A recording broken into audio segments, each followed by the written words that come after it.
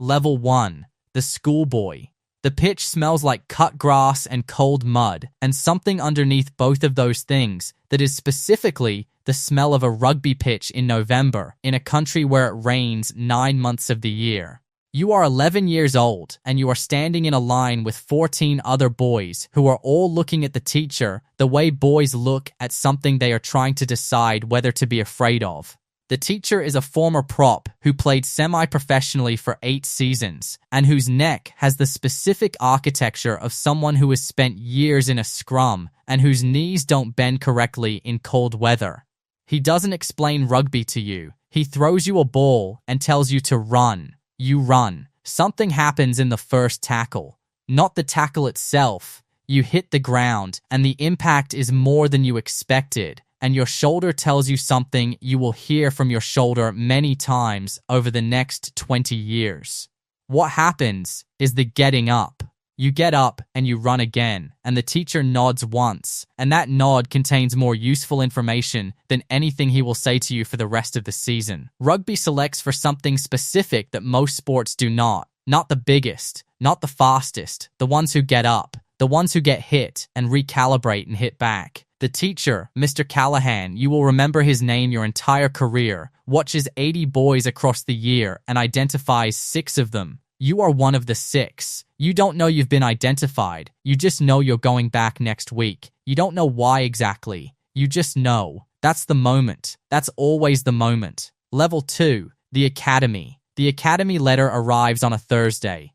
Your mother reads it before you do, and she is standing in the kitchen holding it when you get home from school, and her face does the thing faces do when something significant has happened, and the significance could go in either direction.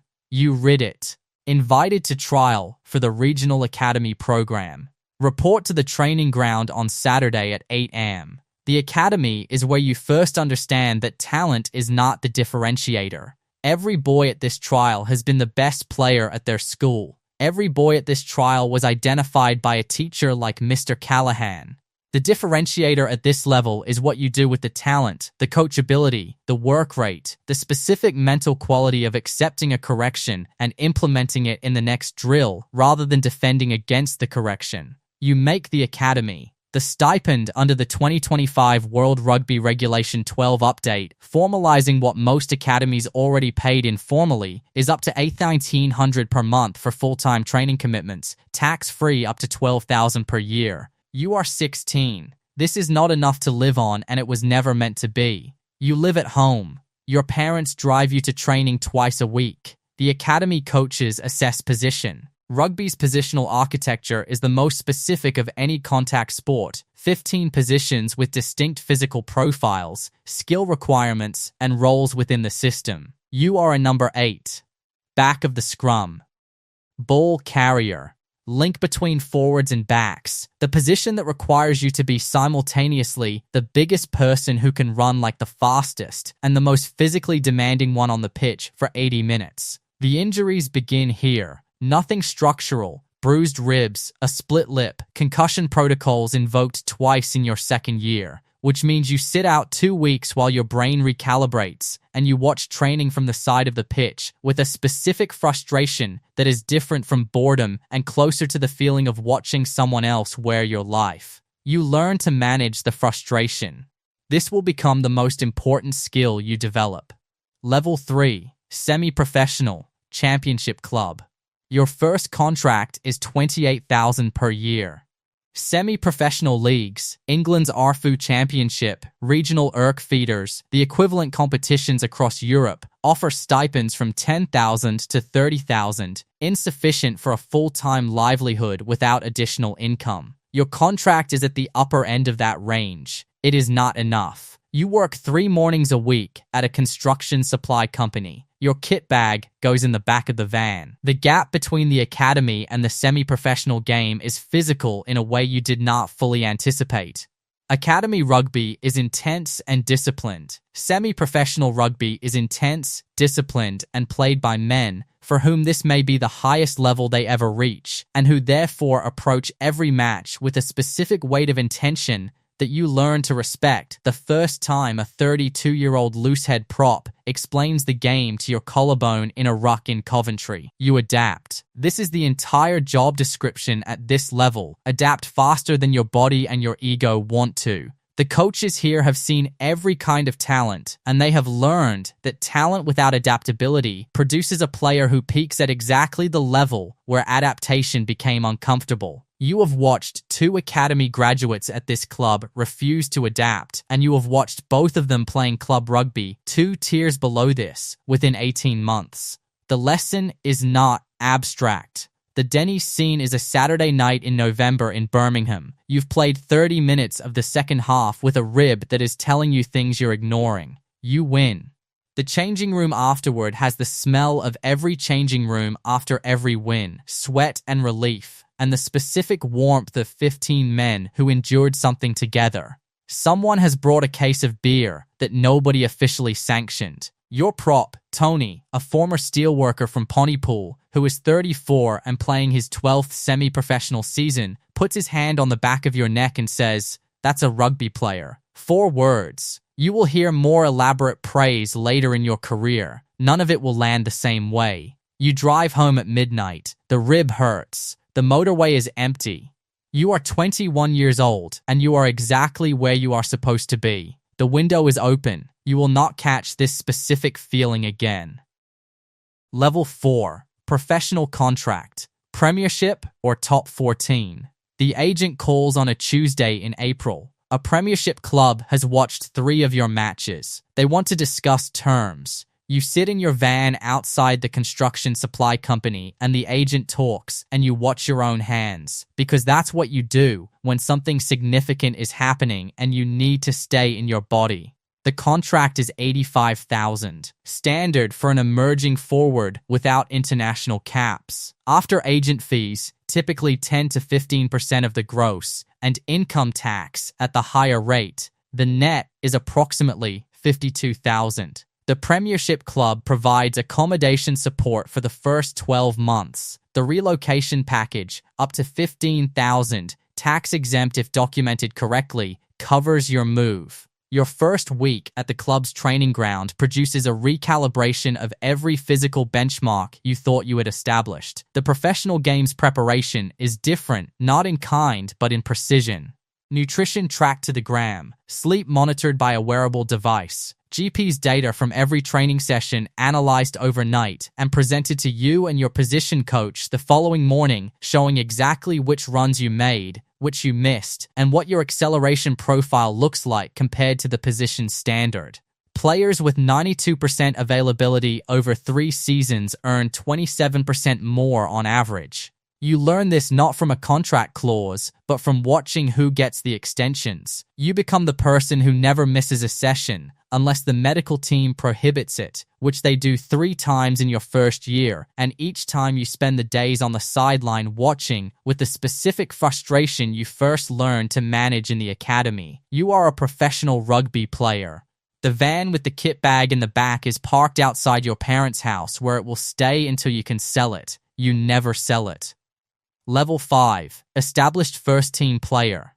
3 seasons in, you know the system. Your salary has increased to $145,000. Your contract contains European competition bonuses, $4,000 per match, and an availability incentive that rewards exactly the thing you were already doing, showing up. You have a commercial deal with a sports nutrition company worth $18,000 per year that requires 2 social media posts per month and occasional appearances at product launches in cities that are not where you live. The injury that redefines your relationship with the work happens in your 5th season. A knee, medial collateral ligament. The tackle is ordinary, the kind of tackle you have made 10,000 times, and the landing is slightly wrong, and you feel the specific sensation of something that has never happened before happening in your leg, and you know immediately, before the medical team reaches you, before you look at it, before anyone says anything, that you will not be playing for a while. Under current Premiership regulations, you receive 100% of base salary for the first 26 weeks of certified injury absence. After that, 75% for weeks 27 through 52, then 50%, The rehabilitation funding, up to $25,000 per year from the club's contribution to the IRPA Injury Support Fund, covers the physiotherapy, the hydrotherapy, the strength and conditioning work that reconstructs a knee into something that can be trusted again.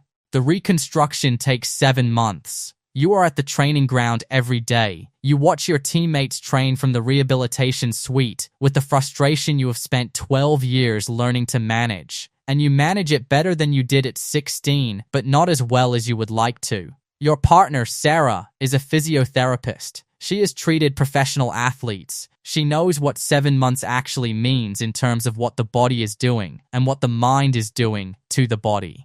She does not pretend the timeline is shorter than it is. She sits with you through the part where the knee is recovering correctly, but your confidence in the knee is not, which is its own separate rehabilitation that nobody prescribes and that takes longer than the physical part. You come back. The first match back, you make the tackle you have made 10,000 times. This time you land correctly, and the knee is fine, and you keep playing, and nobody in the stadium knows what that specific moment cost.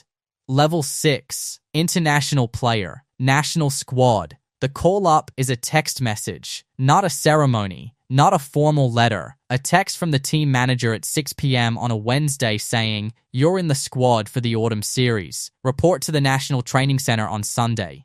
The performance manager will send the logistics. International Rugby operates in a parallel financial structure to club rugby. You are contracted to your club. The national union pays your club a fee, the international window compensation for the weeks they take you. You receive match fees from the union, approximately $25,000 per test match at the senior level for the top nations. The autumn series is 4 tests. The mathematics are not complicated. What is complicated is the physical accumulation of playing international rugby on top of a full club season. The international calendar is structured around club seasons rather than instead of them. You play 40-plus matches per year across club and international commitments. The elite player's body at this level is a system being constantly pushed to the limit of its recovery capacity, and the specific intelligence of the job is knowing, day by day, sometimes hour by hour, where that limit currently is. Your national team includes players from clubs across 4 countries. You train together for 10 days and then play a test match against a team that has spent the same 10 days doing the same thing. The quality of what is produced in those 10 days is the specific argument for why rugby players, regardless of code and system, share a common vocabulary that transcends club affiliation. The body knows what to do. The communication is compressed. The trust is immediate. The test match is in front of 82,000 people. You have played in front of 25,000 at the Premiership level. The additional 57,000 produce a noise that is qualitatively different from more noise. It is a physical presence, a pressure, something you feel on your skin and in your chest. You adapt. You have been adapting to new physical environments since you were 11 years old in the mud. You play well. You do not play your best. Your best is still in front of you, and you know this, and the knowledge is both motivating and, on the bad days, heavy enough to carry home on the flight. The bad days are fewer than they used to be. You are learning to work with what you have on a given day, rather than measuring it against the theoretical maximum, which is a form of professional maturity that nobody teaches you and that took you 3 international windows to develop. Level 7. Senior Player.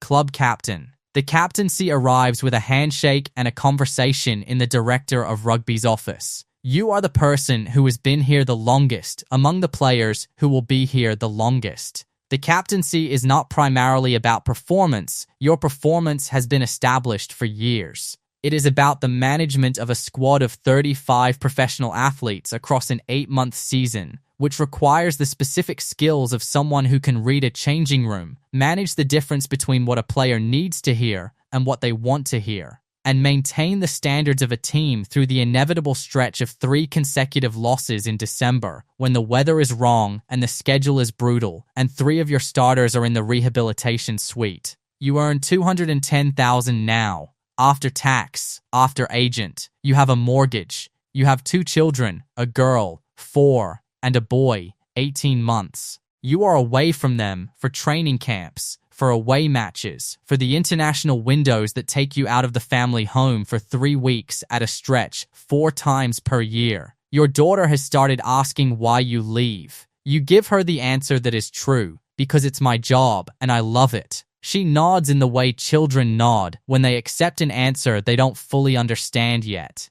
You sit with that nod for a while. The captaincy also means you are present for the conversations that happen off the field. The player in his second year who is struggling privately with anxiety and whose performance is beginning to show it. The veteran prop who is in his last season and knows it and is managing the knowledge. The 22-year-old academy product who has extraordinary ability and no emotional infrastructure for what happens when it's not enough on a given day. You navigate all of this while playing 80 minutes every Saturday at the highest domestic level. The APA's second career accelerator, launched in 2025, fully funded for active players, offers coaching certifications, real estate licensing support, and fintech apprenticeships. You have enrolled in the coaching certification, not because you are planning to stop playing, because you are 32 years old and you understand what preparation looks like.